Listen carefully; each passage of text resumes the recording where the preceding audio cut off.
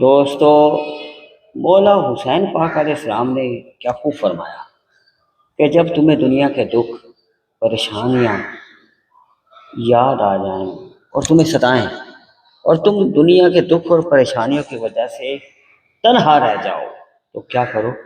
پھر تم کربلا میں میرے دکھ اور میری پریشانیوں کو یاد کر لینا، پھر تمہاری پریشانیاں اور تمہارے دکھ کم ہو جائیں ان شاء اللہ تعالیٰ۔ تمام سنگی ساتھی دوست احباب، آج آسی آستانہ عالیہ دربار عالیہ چراغیہ کروڑ پکا شیف حاضر ہاں، اور آج انشاءاللہ تبارک و تعالی 22 اپریل سن 2026 آسی جناب آستانہ عالیہ چراغیہ کروڑ پکا شیف حاضر ہاں، اور انشاءاللہ تعالیٰ 22 اپریل اور بڑی جناب دوست احباب بڑی چنگی گل اور بڑی خوبصورت گل آج مورننگ دی انشاءاللہ تعالیٰ عرض کر دیا، تو تسی جناب انشاءاللہ تعالیٰ بڑی توجہ دے نال ایک گل سننی ہے انشاءاللہ، بالکل انتہائی مختصر اور بڑی آج دی مورننگ دی خوبصورت گل۔ اللہ تبارک و تعالیٰ تانوں مینوں سارا سمجھنے دی توفیق عطا فرمائے۔ کل ایک سنگی دوست ساڈے بیٹھے سن تو بڑی ایک عجیب دی گل ہو رہی سی، گل بڑی توجہ طرف، اور گل پوری دیکھنا اور ویڈیو نو آگے شیئر کیجیے گا اور پوری ویڈیو دیکھیے گا انشاءاللہ تعالیٰ۔ کچھ دوست ہمارے بیٹھے ہوئے تھے تو بڑی ایک توجہ طرف بات ہو رہی تھی، تو وہ بات یہ تھی کہ جناب کہ ایک بارات آئی ایک دوست کے ہاں، اور دولہا جو تھا وہ نکاح ہونے سے کچھ دیر پہلے، یعنی بڑی توجہ طلب بات ہے، ہم بیٹھے ہوئے تھے تو بات چل رہی تھی، یعنی آج سے 3-4 روز پہلے کا واقعہ ہے کہ بارات آئی اور دولہا جو تھا وہ بارات کے اندر بیٹھا تھا، اور بارات لے کر آئے دلہن کے گھر، اور ابھی نکاح ہونے والا تھا، سائن ہونے تھے، دستخط ہونے تھے، حافظ صاحب نے نکاح پڑھانا تھا، یعنی بس چند لمحوں کی بات تھی کہ نکاح ہونے ہی والا تھا۔ اچانک دولہے کے دل میں درد ہوا، بلڈ پریشر ہائی ہو گیا اور اس کو ہارٹ اٹیک ہو گیا، اور اسی دوران دولہا جو تھا وہ اللہ کو پیارا ہو گیا۔ وہی گھر جو ابھی جو ہے خوشیوں کا گھر تھا، ابھی وہ گھر جو ہے نا صفے ماتم بچھ گیا۔ یعنی کیا وجہ کہ ابھی شامیانے اور شادمانی کا گھر تھا اور ابھی صفے ماتم بچھ گیا، کیونکہ دولہا خود ہارٹ اٹیک کے ذریعے دنیا سے رخصت ہو گیا، وہ فوت ہو گیا، تو لہٰذا زندگی کا کوئی بھروسہ نہیں، کسی چیز کا کوئی پتہ نہیں، کیا کیا جائے؟ یعنی ابھی شادی ہو رہی ہے اور پھر چلا گیا۔ تو یعنی اس بات سے ہم نے کیا سیکھا کہ بھائی ہمیں کچھ نہیں پتا، ہمیں کچھ نہیں معلوم، یہ دنیا ہے، یہ تو عارضی گھر ہے۔ تو اس لیے اگر مولا علی علیہ السلام نے فرمایا کہ اگر اللہ کی رضا نہ شامل ہوتی تو میں اس دنیا کو ترجیح نہ دیتا کہ اس میں رہوں، یہ تو اللہ کی رضا ہے کہ کچھ عرصہ اس دنیا میں رہنا ہے۔ اور حدیث پاک کے الفاظ ہیں کہ تم نے جوانی کیسے گزاری، میرے پاک نبی نے فرمایا، اور تم نے مال کہاں سے کمایا اور کن کاموں میں خرچ کیا، علم کتنا حاصل کیا اور اس پر کتنا عمل کیا۔ جب تک یہ سوال نہ ہوں گے ہماری خلاصی نہ ہوگی۔ اب ہم نے دیکھنا ہے کہ ہم زندگی کا کوئی پتہ نہیں، دولہا نکاح کرنے کے لیے آیا اور نکاح ہونے والا تھا ابھی، اور اللہ کو پیارا ہو گیا، زندگی کا کوئی پتہ نہیں۔ تو لہٰذا ہم زندگی میں وہ کام کریں جس سے عمریں بڑھیں، جس سے صحت ملے، اس سے پوچھیں۔ آج ہم یہاں پہ اپنی زکاتیں، اپنے صدقات اللہ کی راہ میں خرچ کرنا جس کے صدقے ملا، ہم ڈیرے بازیاں کرتے ہیں، ہم ناپ تول کرتے ہیں، اللہ کی راہ میں خرچ کرنا ہو تو ہم گنتیاں کرتے ہیں، حرام کھاتے میں ہم ایسے لٹا دیتے ہیں۔ کیا اللہ کو یہ باتیں پسند ہیں؟ اس سے ہماری زندگیاں بڑھیں گی، اس سے ہماری صحتیں ملے گی؟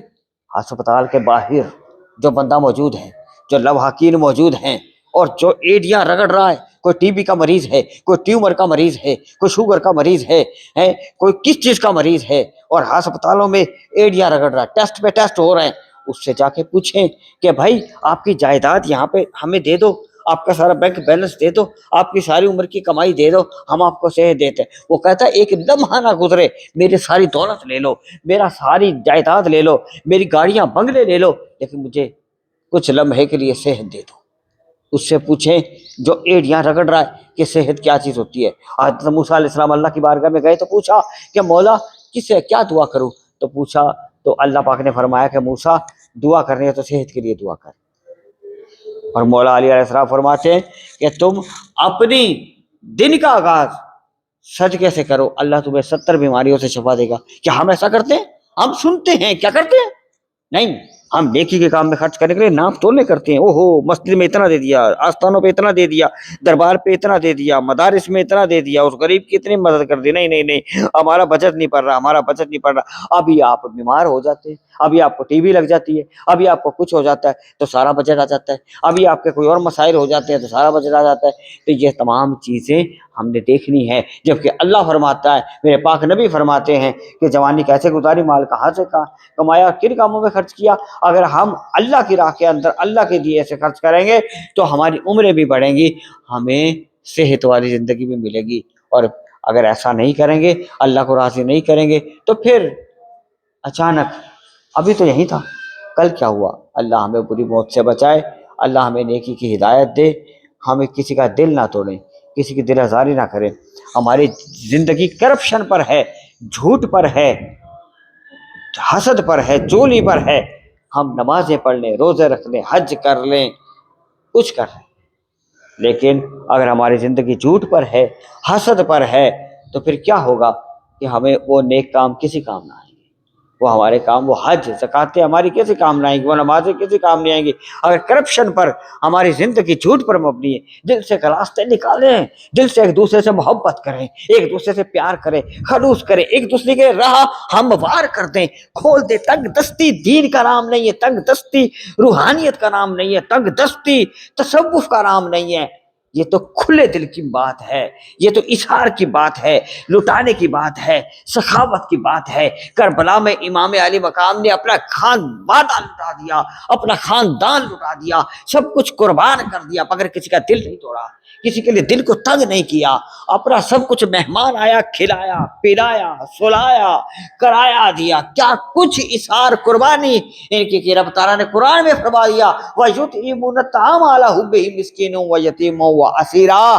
جو میری محبت پر دنیا کو کھلاتے اور پلاتے ہیں وہ یہ لوگ ہیں, جن میں مولا علی ہیں, سیدہ فاطمہ سلام اللہ علیہا ہیں, مولا حسن پاک حسین پاک ہیں, ان کی خادمہ فضہ ہے. ایسے لوگ ہیں, اللہ نے تو ان کو اتنا مقام, وہ چاہتے ہیں روحانیت, چاہتے ہیں کوئی مقام, تو اپنے دلوں کو سخی کر لیں, اپنے دلوں کو تنگ دستی سے دور کر دیں. اللہ ہماری آج کی یہ گفتگو آپ کو اچھی لگی ہو.